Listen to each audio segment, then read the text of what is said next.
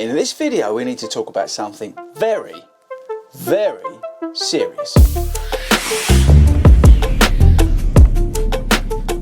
What is up, guys, and welcome to 40 Runs. Now stand by, people, I need your input. Now I'm throwing this video together very quickly because I've been alerted to something that is very worrying. Right, so I saw a video by DC Rainmaker on YouTube. Now if you don't know who that is, it's a massive YouTube channel. It takes a lot of gear and stuff like that, tech. Check it out. And he did a really interesting video on Strava. Now that video is called Strava Doubles Its Price But Refuses to Tell You. Now please watch that video, right? Finish watching this and then go and watch that, okay? Now, in that video he basically says that Strava is putting up all its prices. Now this may not be new to some of you because apparently it happened here in the UK before it's happening elsewhere in the world. But I saw that and then I told admin and I told some of the other people that I know and they were very shocked. Now firstly, I don't have Strava paid premium version and that's the second part of this video, okay? So stick around to the second part of this video because I really need your input at that point. So stick around to the second half. But the first part of this is going to be about the pricing increase because, now here we go. As an example, admin has been paying $47.99 for her Strava premium account. I'll come on to what you get with that in a minute. Now she didn't know, but her bill's going to be going up to, where was it? $54.99. And also, to give you another example, where is he? Neil messaged me. He was paying $4.99 a month, so we've got annual. Now we're talking about monthly subscriptions. He was paying $4.99 a month. That's now going up to $8.99 a month.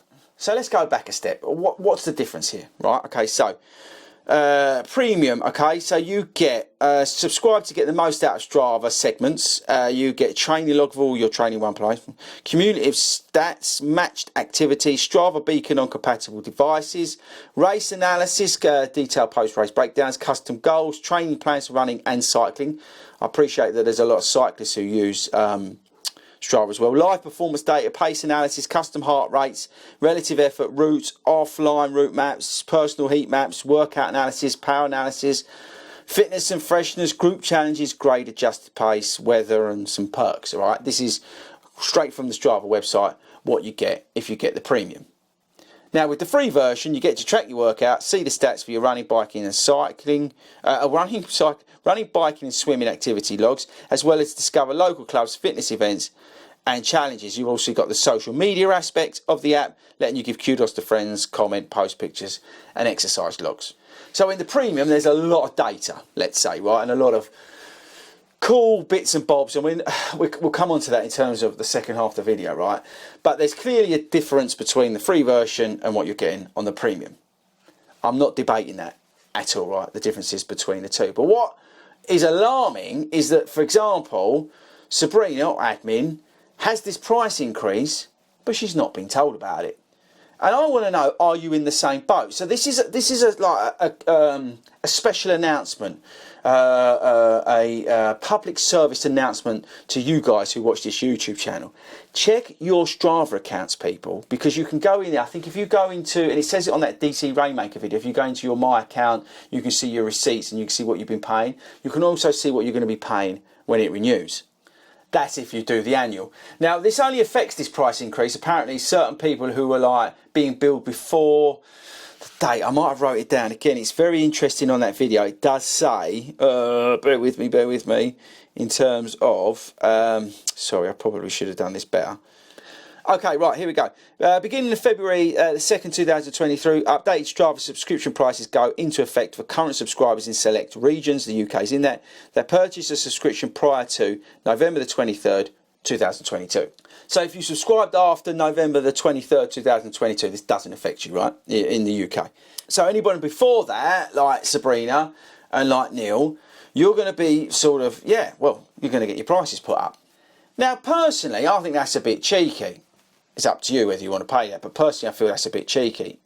She's not been notified, maybe she will. Hers renews I think in May, so it does say that you get 30 days notice, but at the moment it's sitting there saying that her next bill is going to be X, that $54.99 or whatever it was from the $47.99 for the annual. But you've got to be aware of it, people, and that's why I wanted to make this video in the front end. I say this is a bit of a two-parter, but rolled into one. Check your Strava account and check what you're getting billed, because some people, they don't even check what they're getting billed, right? Simon, I said to Simon, what did you pay? And he checked. Because some people don't even check what they pay. So you may have seen an increase in your prices and you might not even know about it, which I think is a bit naughty, as you'd expect. Now, here's the second part of the video. I want to know from you if you think you're getting value for that money.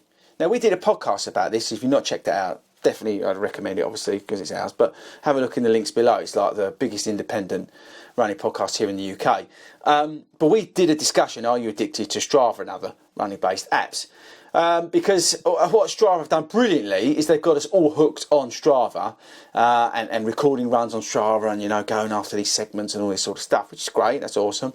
I'm not, you know, saying Strava's a bad thing in any shape or form. I think it's a really good tool that you can use in certain aspects. But I think the amount of money, from a personal, my own opinion, what they're asking for now, $54.99, let me just get that right, $54.99, for all that data, I think it's a little bit strong. And even $8.99, it's a lot of money if you add it up over the year. £9 times 12. It's quite a lot, really, to look at a bit of data. Really, are you going to get that much more out of it?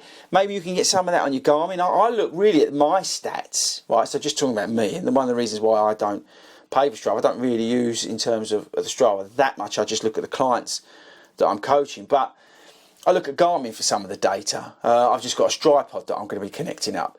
I don't really use all that stuff on Strava, but I do question how much of it are you actually using? And can you warrant the £55 or whatever it is? I must get that right. Hang on, just wait a second. Let me just get this right for I'll get a summons from Strava's people. Yeah, $54.99 admin's going to pay. I'm basing it on her account, right? I just think that's a lot of money to spend, or $8.99 a month, on effectively data. So look, we're going to leave the video there. I want you now to go and watch that video by DC Rainmaker. Then I want you to check your Strava account, follow the instructions he does. And then I want you to sit there and think about it. You know, with the cost of living crisis there is in the world, do you actually need to be paying $54.99 for Strava? You might well do, right? Again, it's entirely up to you, but I wanted to make you aware of this because I saw this awesome video. I then asked the guys and they had no idea. Neil's messaged me and said the same thing, and he's now, funnily enough, cancelled it. So it really is important that you check that subscription, right? That you know what you're paying with Strava, and also look at what you're actually getting from it, because I think, you know, it is hard out there in terms of money, and, you know, can you justify that? You know, you do whatever you want, but I just couldn't believe it. When I saw that video, I thought, what? And then when I told the guys, and Sabrina went, oh no, I'm paying that, and now I've got to be paying that. It's just, it just makes you question the whole thing, right?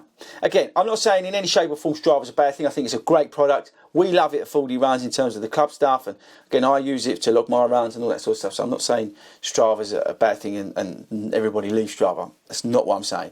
I'm saying check what you're paying Strava. Question whether you need all those premium features, because it seems like the prices are going up and it seems like quite a lot of money for what you're getting.